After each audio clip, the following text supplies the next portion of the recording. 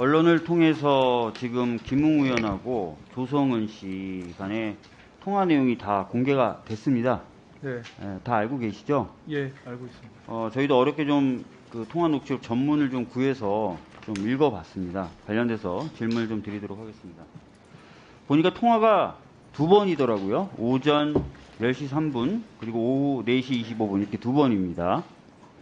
오전 10시 3분에 통화할 때하고 오후 4시 25분에 통화할 때하고 내용이 좀 많이 달라지는 듯한 저는 인상을 받았습니다. 우선 오전 10시에 통화할 때는 남부지검을 언급해요. 근데 이제 언급하면서 다 아시는 것처럼 남부지검에 하래요, 다른 데는 위험하대요 이러면서 누군가에게 들은 얘기처럼 전달을 하죠. 봤더니 고발장 자체가 이때는 전달이 안 됐더라고요. 그러니까 고발장에는 대검의 규정으로 되어 있는데 고발장 자체를 아직 못 봤기 때문에 들은 이야기를 그냥 전달하는 식으로 하면서 남부지검에 해달라고 한 것 같습니다. 그죠? 그리고 나서 이제 오후에 통화할 때는 이제 고발장을 전달받은 뒤에 그리고 전달하고 나서 통화를 하는 거라서 대검 이야기가 이때부터 본격적으로 나옵니다. 저는 그래서 이 오전 10시 3분에 통화했을 때부터 오후 4시 25분에 다시 통화할 때까지 한 6시간 정도 되는데 이 6시간 동안 김웅 의원이 대검의 누구와 계속 통화를 하면서 이런 세부적인 내용을 맞춰가고 보완하고 하는지가 굉장히 궁금합니다.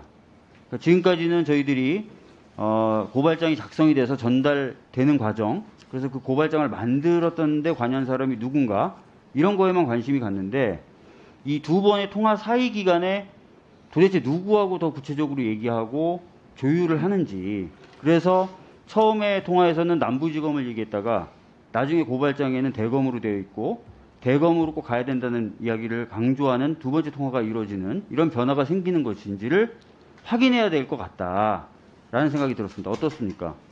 예, 그 부분도 저희 수사 사항에 포함이 될 겁니다. 네. 꼼꼼하게 좀 이 부분을 살펴봐 주셔야 될 것 같고요. 그 다음에 공개된 그 녹취록을 보니까 저희들이 계속 주장했던 게 이게 단순한 고발 사주가 아니라 선거에 개입하려는 의도가 있었다라고 계속 주장을 했었거든요. 실제로 두 번째 통화에서는 선거법이 급하다 지금. 그 다음에 선거 관련돼서 지금 진행되고 있던 어떤 상황에 대해서 영향을 미쳐야 된다라는 취지로 해석될 수 있는 말이 들어가 있어요. 따라서 진짜 저희들이 생각했던 것처럼 단순히 특정인을 대상으로 고발을 사주해서 뭔가 괴롭히겠다 이게 아니라 선거에 영향을 미치려는 의도가 있는 것으로 보여집니다. 어떻게 생각하십니까? 예, 그것은 저희가 이제 중앙지검에서 9월 30일 날 이첩받은 사건에 그 공직선거법 위반도 포함이 돼서 아예 그렇게 포함이 돼서 이첩이 됐군요. 저희들한테 이첩이 된 것으로 저는 그렇게 알고 있습니다. 네, 알겠습니다. 다행입니다. 그 다음에 지금 김웅 의원이 저 녹취록이 공개되자 저기서 얘기하는 저희라고 하는 것은 검찰이 아니다.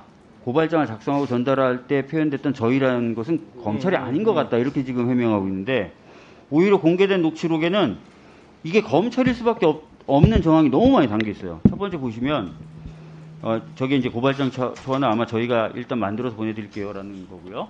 다음 장 넘겨보시면 아까 말씀드렸던 것처럼 남부지검의 내랍니다. 위험하대요. 이런 표현을 써서 누군가에게 조언을 들은 듯한 얘기가 나오고 그 다음에 그 아래 보면은 자 누가 좀 쭉 그 좀 뭐 페이스북이나 이런 올라간 것들을 쭉 애들이 움직였던 그대로 쭉 해놓은 게 있거든요. 그러니까 누군가가 자료를 이렇게 쭉 모아놨다는 거예요. 페이스북 자료 같은 거. 근데 이게 실제로 전달이 되지 않습니까? 손준성 보냄으로.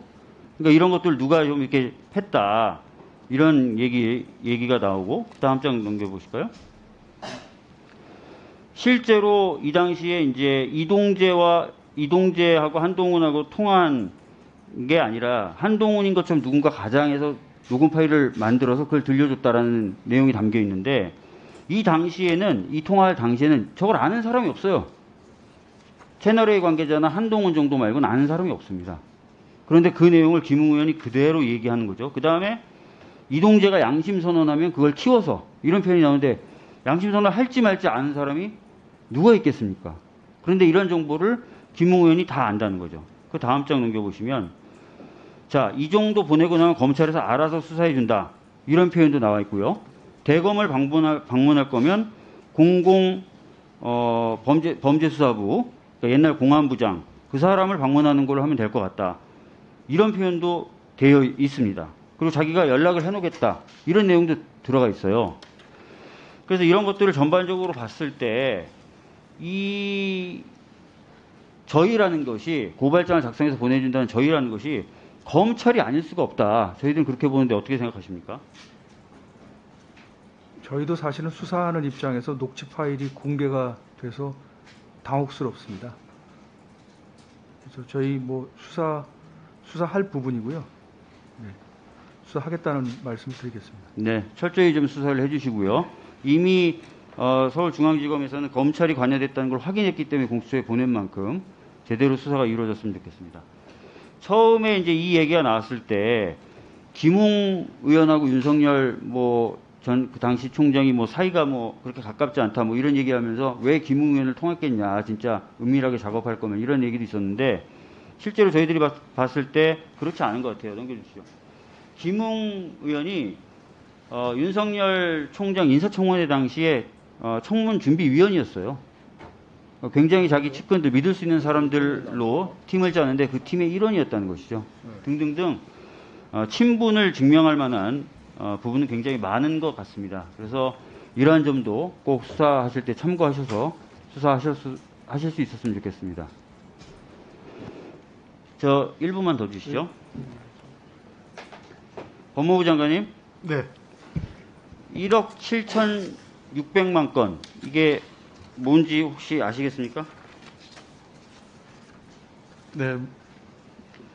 그 공항에 입국하는 사람들 안면 인식 정보를 1억 7천만 건이 넘게 AI 전문 회사에게 제공하고 그 얼굴을 자동적으로 식별하는 알고리즘 개발하는 사업을 지금 진행하고 있다는 거예요. 알고 계십니까? 사실은 오늘 처음 알았습니다. 처음 하셨죠? 많이 놀랬고요. 예. 예, 그렇지만 그것을 쭉 한번 확인을 해보니까 지금 우리 박주민 간사님 걱정하시는 만큼 문제는 그것이 어떤 그 비즈니스나 어떤 사업 같은 얘기군요. 또 그것이 악용될 소지, 남용될 소지 그런 부분을 걱정하시는 거 아니겠습니까? 그런 측면에서 제가 법사위 할 때 아마 아시듯이 제가 알게 된 이상은 그 부분이 남용될 수 없도록 철저하게 내부에 한해서 그것도 소위 출입국 관리라는 본래 목적의 최소한의 범위 내에서 그렇게 어차피 맺어진 정보통신부와의 과기정통부와의 그러한 MOU에 따라서 진행되어 오는 사업이기 때문에 사업 자체를 철회하거나 취소할 수는 없고 의원님 걱정하시는 그런 부분에 대해서 철저하게 유념해서 잘 하도록 하겠습니다.